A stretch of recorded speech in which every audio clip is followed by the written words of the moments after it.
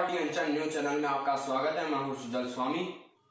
खबरें देखने के लिए हमारे YouTube चैनल को सब्सक्राइब कर बेल आइकॉन पर क्लिक करना ना भूलें। खाटू श्याम जी बाबा श्याम के फाल्गुनी लक्खी मेले को लेकर आज मेला मजिस्ट्रेट कार्यालय में कलेक्टर अविचल चतुर्वेदी व एसपी कुंवर राष्ट्रदीप की अध्यक्षता में बैठक का आयोजन हुआ। बैठक में कलेक्टर ने कहा कि फाल्गुनी मेला 6 मार्च से 15 मार्च तक आयोजित होगा। वहीं मेले में आने वाले श्रद्धालुओं को ऑनलाइन पंजीकरण सहित आरटीपीसीआर नेगेटिव रिपोर्ट व वैक्सीनेशन के दोनों डोज का प्रमाण पत्र लाना अनिवार्य रहेगा। मेले में भंडारों भजन संध्याओं पर पाबंदी रहेगी। मेलों में रुकने के लिए यात्रियों को दोनों प्रमाण पत्र सहित आधार कार्ड दिखाने पर ही ठहराया जाए। कलेक्टर ने मेले की व्यवस्थाओं को जल्द से जल्द पूरी करने के निर्देश संबंधित अधिकारियों को दिए। उन्होंने पीडब्ल्यूडी के अधिकारियों को कस्बे व आसपास की टूटी सड़कों को दुरुस्त करने के निर्देश दिए। प्रमुख मेला मार्ग का नाला निर्माण कार्य भी पूरा करने की हिदायत दी। कलेक्टर ने कहा कि कुछ दिनों बाद आकर व्यवस्थाओं का निरीक्षण किया जाएगा। बैठक के दौरान व्यापारियों ने मेला आयोजन को लेकर ऐतराज भी जताया। उन्होंने कहा कि मेले व अन्य आयोजनों के बाद प्रशासन कोरोना जांच की सैंपलिंग बढ़वाकर मंदिर व बाजार को बंद करवा देता है, जिससे व्यापारियों को खासा नुकसान होता है। व्यापारी ओम प्रकाश हरनाथ का, बनवारी पूनिया, नितेश अग्रवाल व पार्षद रवि स्वामी ने इस मुद्दे को लेकर कलेक्टर को ज्ञापन सौंपा। इस दौरान सीकर एडीएम धारा सिंह मीणा, नीमका थाना एडीएम अनिल महला, additional SP Neem ka Thana Ratanlal Bhargav, Dantaramgarh SDM Rajesh Meena, CMHO Sikar doctor Ajay Chaudhary, रिंग सीओ सुरेंद्र सिंह, श्री श्याम मंदिर कमेटी के ट्रस्टी प्रताप सिंह चौहान, तहसीलदार विपुल चौधरी, प्रशासनिक सुधार अधिकारी राकेश लाटा, बीसीएमएचओ डॉक्टर अश्वनी स्वामी, रिंग सीआई मदनलाल कड़वासरा, पालिका ईओ विशाल यादव, मंदिर कमेटी के पृथ्वी सिंह चौहान, व्यवस्थापक संतोष शर्मा, रोहित शर्मा, सीएचसी के वरिष्ठ चिकित्सा अधिकारी प्रभारी डॉक्टर गोगरा सिंह निठारवाल सहित अनेक विभाग के अधिकारी मौजूद रहे। मेला मजिस्ट्रेट राजेश मीणा ने बताया कि बाबा श्याम का मंदिर अब से एकादशी, द्वादशी व रविवार के दिन खुला रहेगा। समय हमारे पास है और ऐसा नहीं है, और हमने जो प्राथमिकताएं हैं वो सभी निर्धारित कर ली हैं। आज विशेष तौर पे जो मेले का जो श्रद्धालुओं का आने का रास्ता है उसको बेहतर तरीके से तैयार करना, श्रद्धालुओं के लिए यहाँ पे सभी तरह की सुरक्षा व्यवस्था और अन्य सुविधाएं जो हैं वो तैयार करना, उसके लिए नगर पालिका को, पीडब्ल्यूडी को और स्थानीय प्रशासन को आवश्यक निर्देश दिए गए हैं। साथ ही साथ इसमें मेले में एक सबसे महत्वपूर्ण चीज़ श्रद्धालुओं को ये ध्यान रखनी है कि कोविड-19 के प्रोटोकॉल की पूरी पालना करनी पड़ेगी, जिसमें कि आरटीपीसीआर और डबल डोज वैक्सीनेशन, इनमें से कोई एक डॉक्यूमेंट आपके पास हमेशा होना चाहिए तैयार। और जो श्रद्धालु यहाँ पे आके धर्मशालाओं में रुकेंगे, ओवरनाइट रुकेंगे, उनके पास आरटीपीसीआर नेगेटिव रिपोर्ट होनी अनिवार्य होगी। इस बाबत धर्मशालाओं को भी अलग से पाबंद किया जाएगा। तो ये सभी जो है एहतियात बरतते हुए मास्क और सैनिटाइजर का प्रॉपर तरीके से उपयोग करते हुए मंदिर समिति को इस बात के लिए निर्देश दिए गए हैं कि वो श्रद्धालुओं को सही तरीके से जो है उनका चेकिंग करके और ये सुनिश्चित करेंगे कि कोविड प्रोटोकॉल की कहीं पे अवहेलना ना हो। साथ ही साथ जो है रिंगस मार्ग पे भी जो श्रद्धालु जो पैदल चल के आते हैं वहाँ पर भी इसकी चेकिंग हम लोग रिंगस से एंट्री होने के कुछ समय बाद ही, और यहाँ पे जो हमारा जो कस्बे का जो द्वार है वहाँ पर भी इसकी चेकिंग की जाएगी। तो हम नहीं चाहते कि किसी को कोई परेशानी हो और कोई श्रद्धालु यहाँ तक आने के बाद उसको लौटना पड़े, हम भी ऐसा नहीं चाहते। इसलिए अभी से ही सभी लोगों को ये चीज़ें क्लियर होनी चाहिए कि किन नियमों की पालना करनी है यदि उनको मेले में आके दर्शन करने हैं, और यहाँ पे आके किसी को निराशा नहीं होनी चाहिए। तो कृपया मैं मीडिया से भी अनुरोध करूंगा कि ये संदेश जो है अधिक से अधिक लोगों तक पहुंचाने का प्रयास है। देखिए, पिछली बार हमने 8 सेक्टर में डिवीजन किया था पूरे मेला प्रोग्राम को। इस बार हम दोबारा से रिव्यू करेंगे और उसके बाद में एक सेपरेट आदेश निकाला जाएगा।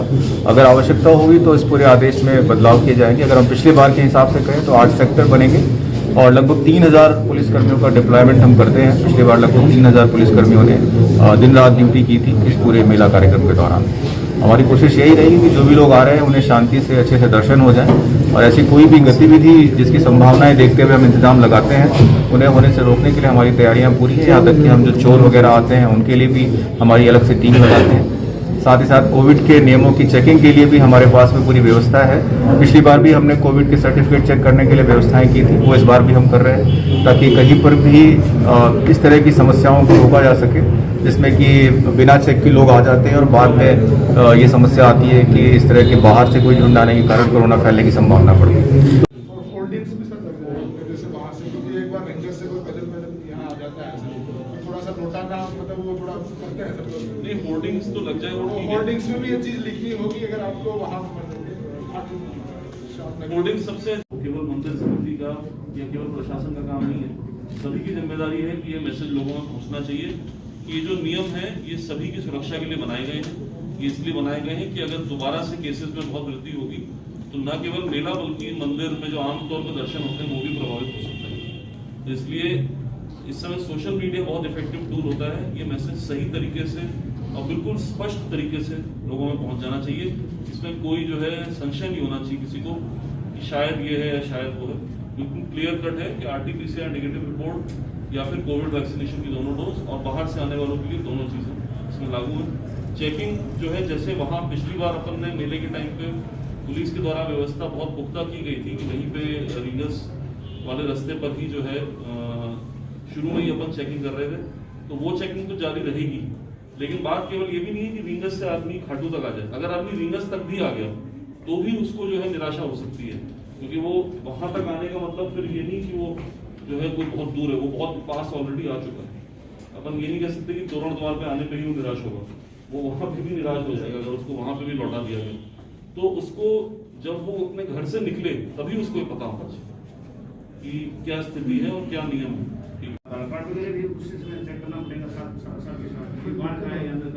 सर इसमें थोड़ी सी क्या है कि फिर अफरा तफरी दिक्कत भी ना हो, मेरे हिसाब से बाहर के स्टेट रखने वालों के लिए फिर ये कि या तो या उनके पास RT-PCR है दोनों में से एक वहाँ मौके पर ये दोनों चीजें एक साथ चेक नहीं हो पाएंगी। उनके पास ऑप्शन रहेगा, लेकिन जो रुकने वाले हैं वो अगर बाहर स्टेट से आके रुक रहे हैं तो ऑब्वियसली अपना आधार कार्ड भी देंगे रुकते समय। अगर वो बाहर के स्टेट के हैं तो उनके पास दोनों चीजें हों, क्योंकि जो रुका हुआ है वो ज्यादा हमारे लिए चैलेंज है कि वो कहीं फैला नहीं है। और रिंगस वाली जो रोड है मुख्य रूप से वो पथमार्ग है, पैदल चलने वालों के लिए। हाँ, तो इस पे अपन सबसे पहले तो यही बात करने PWD से कहा है। हाँ, अंडा मोड़ की हालत तो इसकी सड़क बहुत ही खराब है, बहुत खराब है। मतलब ऐसा नहीं कि कोई छोटा मोटा कोई प्रॉब्लम हो। कम से कम ऐसे अभी मैं और SP साहब आ रहे हैं, कम से कम ऐसे 10 पॉइंट होंगे जो बिल्कुल ही गए हुए करके उनमें तो आपको पिछली बार भी लास्ट तक अपन कहते रहे थे पर ये रोड सही नहीं हुई।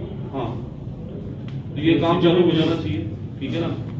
और इसमें एक और चीज है जो फिलिप साहब अपन पिछली बार डिस्कस कर रहे थे, जो ये रिंगस वाला पैदल मार्ग है ना, हाँ। इसमें दोनों तरफ फुटपाथ बनाए हाँ, गए हाँ, थे हाँ। पैदल चलने हाँ, वालों हाँ। के लिए, उसको सही करा देंगे तो बहुत सारा वो मैंने कह दिया है, वो इनके SDM खंडेला के कार्य क्षेत्र में आता है सर। अच्छा, तो मैंने कह दिया था, कल ही मेरी बात हुई थी इनसे कि वो अपने को पाथ पूरा तैयार करवाना है, वो भी PWD का ही है।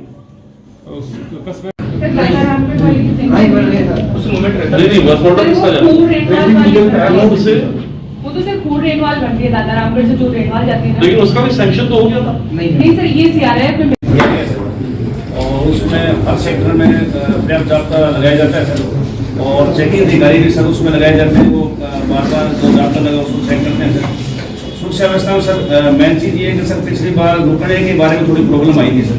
जैसे 2 स्कूल किए थे और रात को जैसे 10 बजे जाब्ता आ गया था और वहाँ स्कूल में किसी तरह की व्यवस्था नहीं थी, कोई आदमी नहीं मिला सर, और फिर क्या है उनको हमें दूसरी जगह शिफ्ट करना पड़ा था, क्योंकि जाब्ता आते ही फिर वो डिमांड करता है सर, रुकने की डिमांड करता है। इस कारण से देरी हुई थी। और उसमें क्या सर, एक तो स्कूल के ताला लगा हुआ था, वहाँ किसी प्रकार वो कर्मचारी नहीं था सर। एक पानी की बिजली की वहाँ कोई व्यवस्था नहीं थी सर। और जैसे अपने टेबल कुर्सियाँ अधिग्रहण तो उसका तभी करेंगे मेले के अधिवेशन में, लेकिन इस समय आपको ये देखना पड़ेगा कि उसका इंचार्ज कौन है, ऐसी स्थिति क्यों पैदा हुई कि वहाँ पर ताला लगा हुआ था, कौन है जो कि इसके लिए रिस्पॉन्सिबल। कोई पिछली बार कोई तो ठीक है, जैसा था वैसे ही वो सारे चालू, वो मंदिर कमेटी के माध्यम से होता है सर। पिछली बार भी सही छोटे-छोटे 2 मेले मतलब 1 तारीख के आसपास की भीड़ थी काफ़ी व्यवस्था, तो उसमें हमने देखा कि सर जैसे जिग-जैग वगैरह बन जाएंगे या फिर लगातार ग्राउंड के अंदर हम डाइवर्ट करके भीड़ को ले जाएंगे तो लोगों की स्पीड तो वो हो जाएगी, लेकिन पर आगे जो मेन मंदिर है ना, मंदिर जो कैंपस है जहाँ पर जिप बनी हुई है, परमानेंट जिप बनी हुई है, तो वहाँ पर क्या कई बार स्पीड कम हो जाती है।